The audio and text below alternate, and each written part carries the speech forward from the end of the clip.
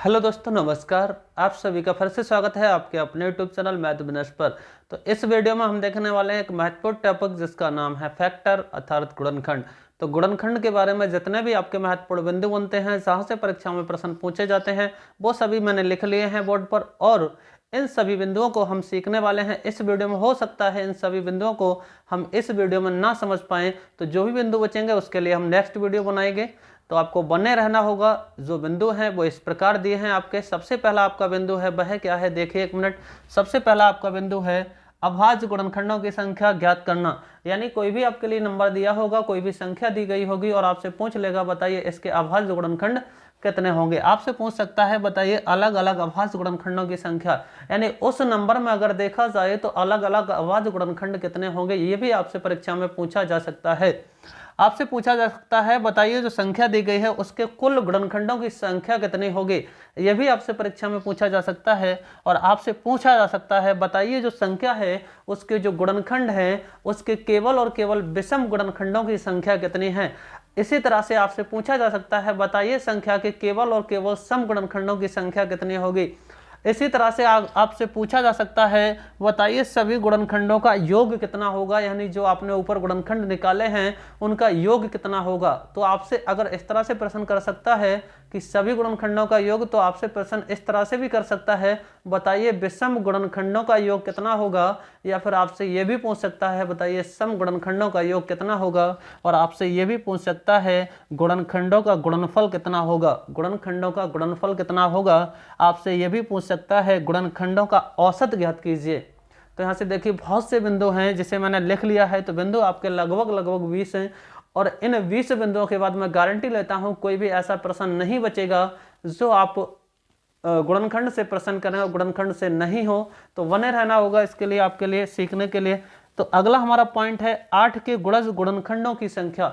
आपसे ये भी पूछ सकता है, कोई भी आपको संख्या दी होगी उसमें इस तरह से पार्ट लगा देगा कि आपको इस संख्या के गुणनखंडों की संख्या ज्ञात करना है। इसी तरह से आपसे 12 भी पूछ सकता है, 12 के गुणनखंडों की 12 के जो गुणज हैं उनके गुणनखंडों की संख्या बताइए कितनी होगी।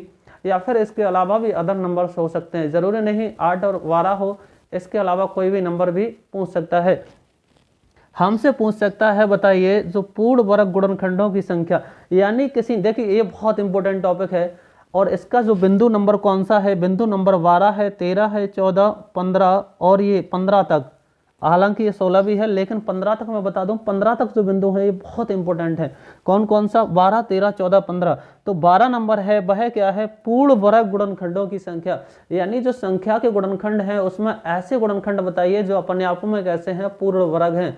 आपसे इसी तरह से ये भी पूछ सकता है बताइए ऐसे गुणनखंड कितने हैं जो अपने आप में कैसे हैं, पूर्ण घन हैं। तो इस तरह से ये बहुत इंपॉर्टेंट प्रश्न हो जाते हैं। आगे आपसे ये भी पूछ सकता है बताइए ऐसे गुणनखंड जो पूर्ण वर्ग तो हैं लेकिन साथ में कैसे नहीं है, पूर्ण घन नहीं है। यानी आपको ये भी पूछ सकता है कि पूर्ण वर्ग तो हैं लेकिन पूर्ण घन नहीं है। आपसे पूछ सकता है ऐसे यानी गुणनखंडों के व्युत्क्रमों का योगफल। ये बहुत इंपॉर्टेंट प्रश्न है, गुणनखंडों के व्युत्क्रमों का योगफल होता क्या है। अक्सर टीचर, देखिए मैं सभी की नहीं बता रहा हूँ, कुछ टीचर ऐसे होते हैं जो फॉर्मूला लिखाते हैं और आगे बढ़ जाते हैं। मैं आपके लिए बिल्कुल इनकी जड़ क्या है, बेसिक क्या है, इसके बारे में बताऊंगा। उसके बाद में फॉर्मूला कहाँ से आया ये भी आपको बताएंगे। तो चलिए आगे हमसे पूछ सकता है अभाज्य गुणनखंडों का योग। आगे आपका 17वां जो बिंदु है वह ये हो सकता है भाज्य गुणनखंडों का योग भी पूछा जा सकता है।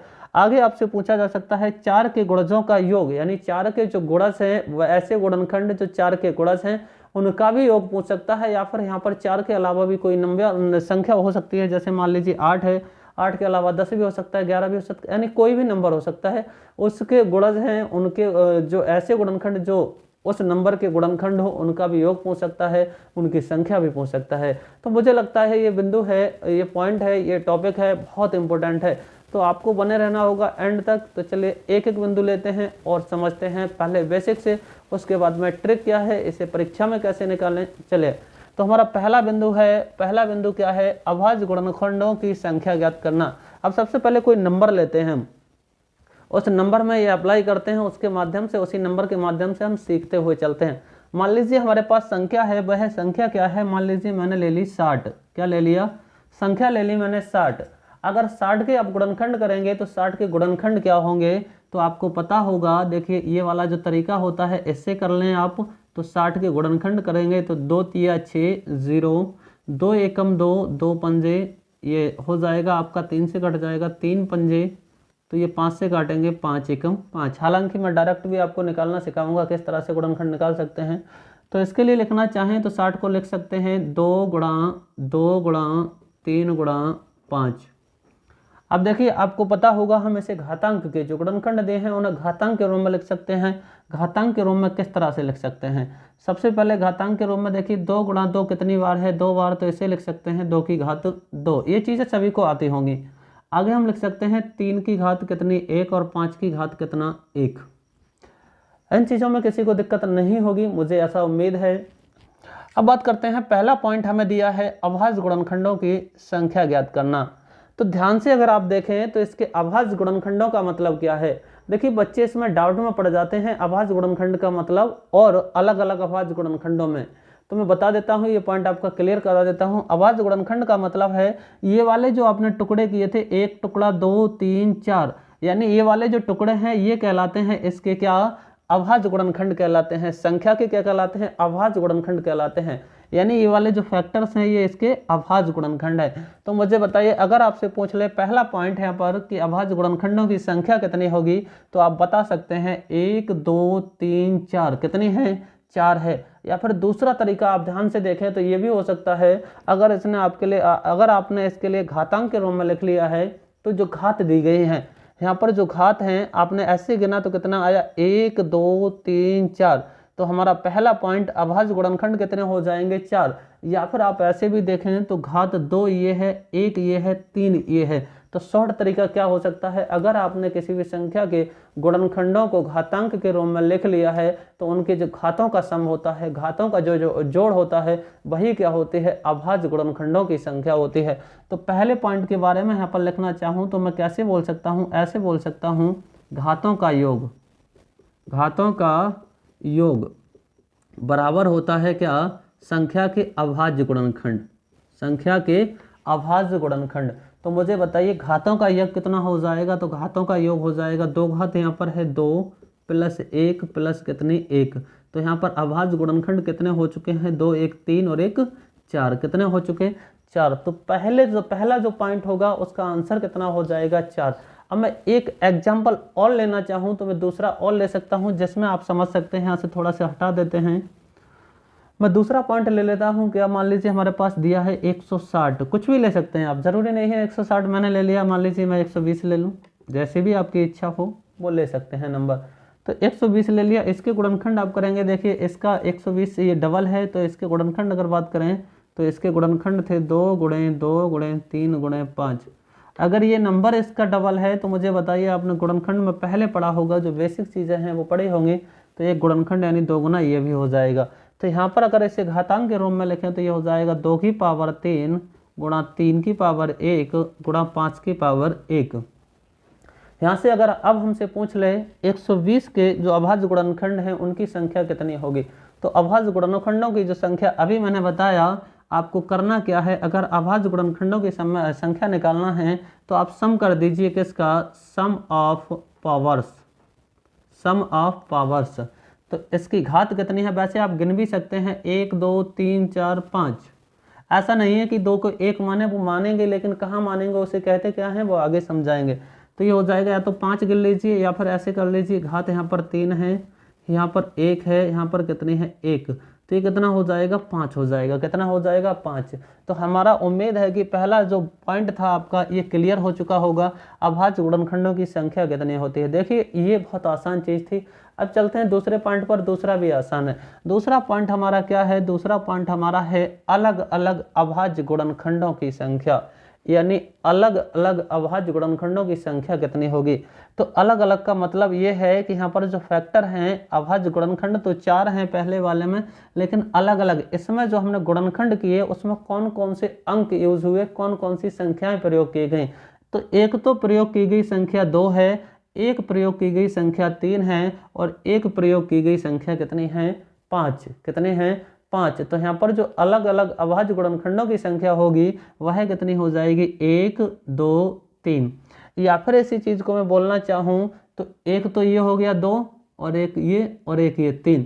या फिर मैं ध्यान से देखें तो आप ये भी कह सकते हैं यहाँ से कैसे निकालें, घातांक के रूप से कैसे निकालें, तो आप डायरेक्ट समझ सकते हैं जो आधार हैं, जो क्या हैं, जो आधार हैं वही हमारे क्या हैं, अलग अलग अभाज्य गुणनखंड है। तो अलग अलग अभाज्य गुणनखंड की बात करें तो कितना हो जाएगा, एक आधार ये है, दूसरा आधार ये है, तीसरा आधार ये है।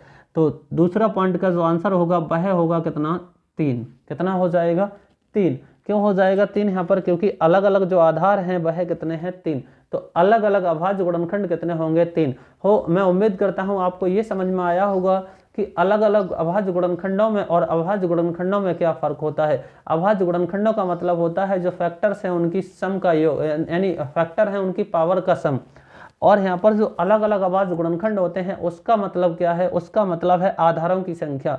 आधार कितने हैं, 1 आधार, 2 आधार, 3 आधार। यानी इसके जो गुणनखंड है उसमें कौन सा नंबर, यानी रिपीटेशन से हमें कोई मतलब नहीं, केवल कितनी बार भी यूज हुआ हो, लेकिन वो नंबर कौन कौन से यूज हुए, तो 2, 3 और 5।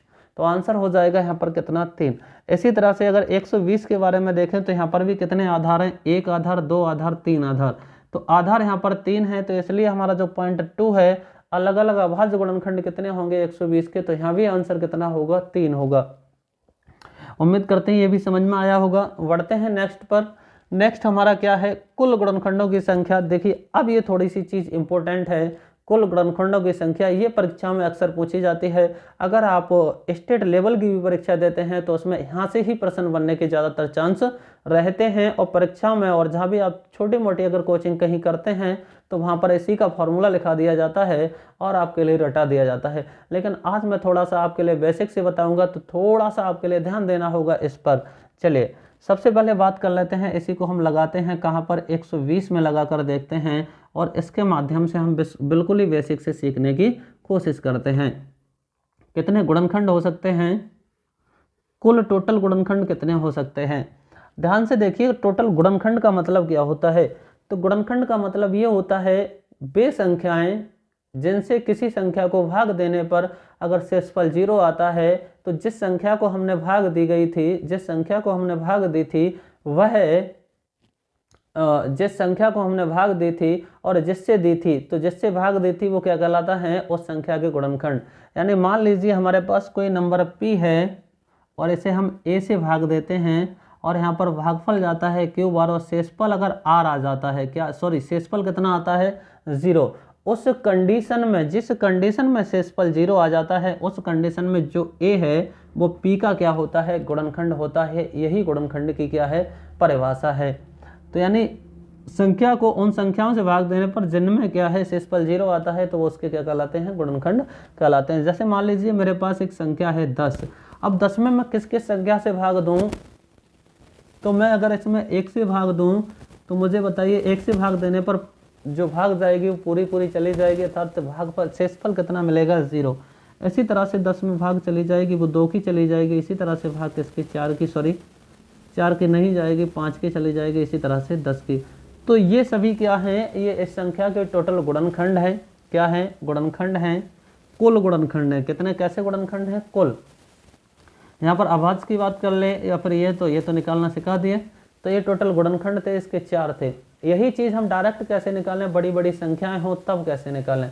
तो ठीक है, देखते हैं क्या करते हैं। सबसे पहले आपको करना क्या होगा, ये 2 की पावर 2 है। 2 की पावर 2 को आपको किस तरह से लिखना होगा, बताइए। 2 की पावर 2 को हम ऐसे लिख सकते हैं, यानी एक गुणनखंड तो हो जाएगा इसका 2 की पावर 0 और दूसरा गुणनखंड कितना हो जाएगा, 2 की पावर 1 और दूसरा गुणनखंड अगला कितना हो जाएगा, 2 की पावर 2 और अगला गुणनखंड यहीं तक। यानी यहाँ पर बात करें तो 2 की पावर 0 है, वह भी 60 का एक गुणनखंड होगा, क्योंकि 2 की पावर 0 का मतलब क्या होता है, 2 की पावर 0 का यानी किसी की पावर 0 है तो उसका मतलब है 1। तो मुझे बताइए 1 से 60 में भाग चला जाएगा। इसी तरह से अगर मैं 2 की पावर 1 से यानी 2 से भाग दूंगा, इससे भी भाग जाएगा। मैं कहता हूँ 2 की पावर 2 यानी 4 से भाग दूंगा, तब भी इसमें भाग चला जाएगा। इसी तरह से मैं किससे भाग दूँ, 3 की पावर 0 यानी 1 जो कि यहाँ भी आ चुका है, और 3 की पावर 1 से भाग दें यानी 3 से भाग दें, इससे भी भाग चला जाएगा। इसी तरह से मैं कहूँ कि 5 की पावर 0 से या फिर 5 की पावर 1 इनमें से किसी से भाग देंगे तो इससे क्या होगा, भाग चला जाएगा। ठीक है ना, यहाँ तक चीज़ें आपको समझ में आई होंगी। तो थोड़ा सा अब समझने की कोशिश कीजिएगा क्या है। यहीं से जो कॉन्सेप्ट निकला है, यहाँ से जो ट्रिक निकली है वो यहीं से निकली है। ट्रिक क्या है ये समझिए। पहले सबसे पहले थोड़ा सा इधर ध्यान देंगे। ध्यान क्या देना है, मान लीजिए हमारे पास इस तरह से x प्लस वाई लिखा है और इसकी अगर मल्टीप्लाई करना है मुझे x plus y plus z से, या फिर ऐसे में बोल दूं यहाँ पर a प्लस वी प्लस सी से। इससे अगर मल्टीप्लाई करना है तो होगा क्या, ध्यान से देखें। तो आप x की a से करेंगे तो ये हो जाएगा ax, x की v से तो vx, x की c से करेंगे तो कितना हो जाएगा cx। इसी तरह से y की a से तो ay plus vy plus cy। यहाँ से मैं समझाना क्या चाहता हूँ, आपको समझाने की कोशिश क्या कर रहा हूँ उसे आपको समझना होगा। मैं यही समझाना चाहता हूँ, यहाँ पर जो अवयव हैं, इस ब्रैकेट के जो अवयव थे वह कितने थे, 3। इस ब्रैकेट में जो अवयव थे वह कितने थे, 3। यहाँ पर कितने थे, 2। यहाँ पर कितने थे, 3। अब हमने इनकी मल्टीप्लाई की तो जो हमें कुल टोटल अवयव मिले, कुल खंड मिले, वो कितने मिले। इसके जो एक्सप्लेनेशन थी, इसकी जो गुणा थी, उसमें कितने अवयव मिले तो आप देख रहे होंगे 6।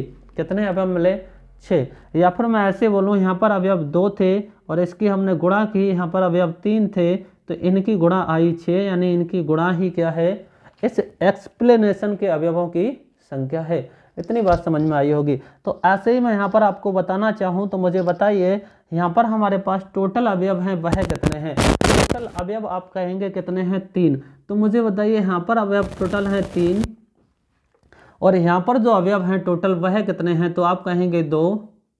और यहाँ पर टोटल अवयव कितने हैं तो आप कहेंगे 2। तो इस तरह से अगर आप इनकी मल्टीप्लाई करेंगे, 3 दूनी 6, 6 दूनी कितना, 12। तो यहाँ पर जो आपके टोटल गुणनखंड होंगे, यानी सर आपका तीसरा पॉइंट है, पॉइंट नंबर 3, कुल गुणनखंडों की संख्या है वह कितनी हो जाएगी, 12। तो यहाँ पर आप चेक भी कर सकते हैं कौन कौन से गुणनखंड होंगे। तो चलिए एक बार समझ लेते हैं। सबसे पहले तो आप 2 की पावर 0, यानी 2 की पावर 0 का मतलब 1 है, 1 से मल्टीप्लाई करेंगे 3 की, यानी 3 की पावर 0, तो यहाँ पर आएगा एक 1 आएगा। क्या आएगा आपका गुणनखंड, एक 1 आएगा। इसी तरह से आप 2 की पावर 0 यानी 1 से मल्टीप्लाई करेंगे 3 की, तो एक गुणनखंड आपका 3 आएगा। क्या आएगा, 3। इसके बाद में आप 2 की पावर 0 यानी इससे गुणा करेंगे 5 की पावर 0 से, तो ये कितना आएगा, ये आएगा 1 आएगा। कितना आएगा, 1 आएगा। इसी तरह से आप गुणा करेंगे किससे, 2 की पावर किससे, 5 की पावर 1 से, तो कितना आएगा, 5 आएगा। इसी तरह से अब 2 की पावर 1 की अगर 3 की पावर 0, तो इससे कितना आएगा, 2 आएगा। 2 की पावर 1 की 3 की पावर 1 से करेंगे तो कितना आएगा, 6 आएगा। इसी तरह से 2 की पावर 1 की अगर 2 की पावर 5 की पावर 0 से करेंगे तो यहाँ से कितना मिलेगा, 2 मिलेगा। इसी तरह से 2 की पावर 1 की 5 से करेंगे तो कितना मिलेगा, 10 मिलेगा। सॉरी। इसी तरह से आप करेंगे 2 की पावर 4 यानी 2 की पावर 2 है तो ये 4 हो जाएगा। 4 की अगर 3 की पावर 0 यानी 1 से करेंगे तो कितना आएगा, 4 आएगा। 4 की मल्टीप्लाई 3 से करेंगे तो कितना आएगा, 12 आएगा। इसी तरह से आप करेंगे कितना, 4 से करेंगे 5 की पावर 0 यानी 1 से, तो ये आएगा हमारे पास कितना, 4। इसी तरह से 4 की अगर मल्टीप्लाई आप करेंगे कितने से, अगर 5 से करेंगे तो ये हो जाएगा 20। कितना हो जाएगा, 20 हो जाएगा। अब इसके बारे में हमने इसकी मल्टीप्लाई तो इससे भी कर दी और इसकी मल्टीप्लाई इससे भी। अभी मल्टीप्लाई जो बची है वो किसकी बची है, 3 की पावर 0 की 5 की पावर 3 की पावर 0 5 की पावर 0, तो 1 इंटू 1 यानी कितना आएगा, 1 आएगा। यहाँ से आप करेंगे 3 की पावर 0 5 से, तो ये कितना आएगा, 5 आएगा। यहाँ से करेंगे तो ये कितना आएगा, 3 की पावर 1 तो 3 आएगा। और इसी तरह से 3 की 5 से करेंगे तो कितना आएगा, 15। अब इसमें ध्यान से देखेंगे तो कुछ कॉमन है जिन्हें हम हटा देते हैं। एक तो 1 है हमारा, 1 हट जाएगा, यानी 1 1 3 बार आया, हालांकि गुणनखंड एक ही बार गिना जाएगा। आगे हमारे पास क्या है, ऐसा ही कॉमन हमारे पास 5 दिया है, 5 भी हट जाएगा। 3 एक जगह रखना है, दोनों जगह से मतलब एक जगह से हटाना है, एक जगह रखना है, ठीक है ना। 5 हटा दिया 2, उसके बाद 4 भी एक जगह से हटा देंगे, तो बच जाएगा हमारे पास कितने गुणनखंड बचते हैं, 1 2 3 4 5 6 7 8 9 10 11 एक और आपका बचना चाहिए कोई। देखिए 1 2 3 4 5 6 7 8 9 10 11।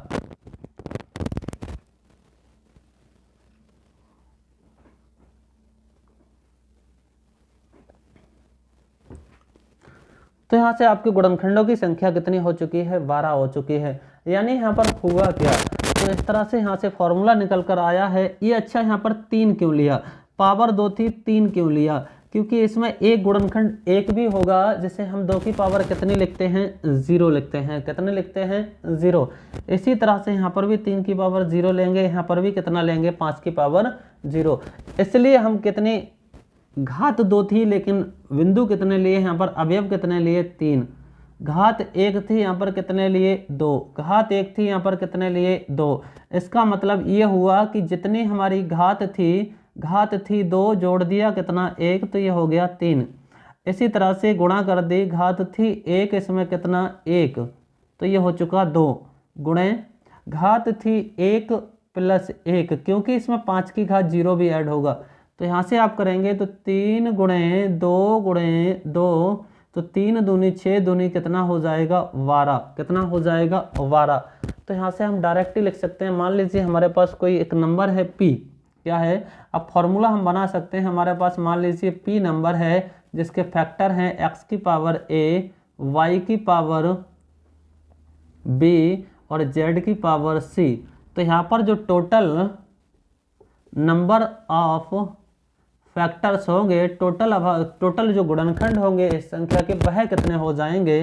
तो आपने अभी सीखा कि जो पावर है उसमें 1 यानी a + 1 गुणा v + 1 गुणा c + 1, यानी इस संख्या के जो गुणनखंड होंगे वह इतने होंगे a + 1 b + 1 c + 1। उम्मीद करते हैं आपको ये समझ में आया होगा कि ये फॉर्मूला निकला है वो निकला कहाँ से है, जो फॉर्मूला निकला वो निकला कहाँ से है। तो चलिए उम्मीद करते हैं ये आपको बिंदु भी अब समझ में आ चुका होगा। तो एक उदाहरण दूसरा लेते हैं। दूसरा हमारे पास क्या था?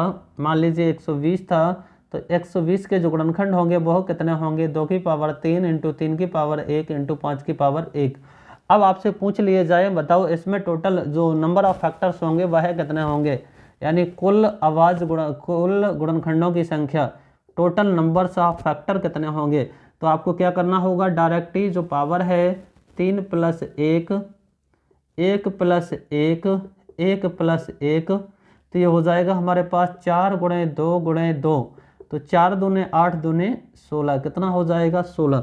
इसका आंसर कितना होगा? 16, यानी 16 गुणनखंड होंगे। वो आप बना भी सकते हैं कौन कौन से होंगे। चलिए अब चलते हैं नेक्स्ट पॉइंट। हमारा पॉइंट नंबर है 3 तक हम पढ़ चुके, तो पॉइंट नंबर 4 है। पॉइंट नंबर क्या है? 4। तो 4 नंबर जो पॉइंट है उसमें क्या दिया है? विषम गुणनखंडों की संख्या।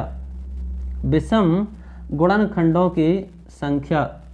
तो विषम गुणनखंडों की संख्या कैसे निकालते हैं समझिए, 1 मिनट। यहाँ पर 2 की पावर 2 गुणा 3 की पावर 1 गुणा 5 की पावर 1, ये क्या है? 60 के गुणनखंड है घातांक के रूप में। तो चौथा पॉइंट हम 3 तक पढ़ चुके हैं, चौथा पॉइंट पढ़ते हैं। चौथा पॉइंट क्या है? विषम गुणनखंडों की संख्या। तो ध्यान से देखिए, विषम गुणनखंडों की संख्या का मतलब क्या था? विषम गुणनखंडों की संख्या का मतलब था, जैसे यहाँ पर हमने लिखा था 2 की पावर 0, 2 की पावर 1 और 2 की पावर 2, ये सब लिखा था। और इधर लिखा था 3 की पावर 0, 3 की पावर 1, आगे 5 भी ऐसे ही लिखा था। लेकिन मुझे बताइए है यहाँ पर अगर मैं गुणा करता हूँ, इसकी तो कोई बात नहीं, ये तो 1 है, तो ये विषम संख्या है, लेकिन इससे कोई फर्क भी नहीं पड़ेगा, इसे तो हम 1 लिख लेंगे। कितना लिख लेंगे? 1। लेकिन इन दोनों नंबर्स की अगर मैं मल्टीप्लाई इन नंबर्स से करूँगा, तो मुझे बताइए 2 की अगर किसी संख्या में गुणा लगाएंगे तो जो नई बनने वाली संख्या होगी क्या वो विषम होगी या फिर सम होगी? तो आप कहेंगे जब उसमें 2 से मल्टीप्लाई होगी तो वह एक संख्या कैसी होगी? सम संख्या होगी। अगर सम संख्या है, इसका मतलब क्यों है सम संख्या? क्योंकि इसमें 2 आ रहा है, तो इसका मतलब ये सिद्ध होता है कि विषम गुणनखंडों में आपको 2 वाला कोई भी फैक्टर नहीं लेना है, 2 वाला कोई भी फैक्टर नहीं लेना है। तो यहाँ पर हमें करना क्या होगा, अभी हमने देखा केवल 2 की पावर 0 लेंगे। कितना लेंगे, 2 की पावर 0, इसके अलावा हम कुछ नहीं ले सकते। क्यों नहीं ले सकते, क्योंकि उस कंडीशन में वो आगे मल्टीप्लाई करके आगे वाले जो फैक्टर्स हैं उनमें से बहुत से ऐसे फैक्टर बना देगा जो कैसे हो जाएंगे, सम, यानी जितने में 2 की गुणा होगी वो सभी सम बन जाएंगे। इसलिए हम 2 तो छोड़ देंगे, केवल 2 के स्थान पर लेना है वह कितना, 2 की पावर 0, यानी कितना लेंगे, 1। कितना लेंगे, 1। बाकी आप देखेंगे तो ये संख्याएं कैसी हैं, विषम, तो यहाँ पर कोई फर्क नहीं पड़ेगा। तो यहाँ पर कर देंगे कितना, पावर 1 + 1, और यहाँ पर कितनी पावर 1 + 1। तो ये हो जाएगा आपका 1 × 2 × 2 बराबर कितना, 4। तो आपके पास जो विषम गुणनखंड होंगे उनकी संख्या कितनी हो जाएगी, 4। उम्मीद करते हैं आपको ये समझ में आया होगा। ऐसी चीज़ को एक अगले उदाहरण जो हमारे पास 120 है इसमें लगा देते हैं, यानी 2 की पावर 3 गुणा 2 की पावर 1 गुणा 5 की पावर 1। हमने बताया 2 की पावर कितनी भी हो आपसे उससे कोई मतलब नहीं, आपको 2 की पावर 0 यानी 1 लेना है। उसके बाद में जो विषम वाली संख्याएं हैं उन्हें आपको लिखना है। विषम यहाँ पर 3 की पावर 1 है तो 1 + 1 हो जाएगी, और यहाँ पर 1 + 1, तो ये कितना हो जाएगा, 2 × 2 यानी कितना, 4। यहाँ भी जो गुणनखंड होंगे विषम गुणनखंड कितने होंगे, 4 होंगे। तो उम्मीद करते हैं आपको ये वाला पॉइंट नंबर 4 भी क्लियर हो चुका होगा। आगे पॉइंट 4 के बाद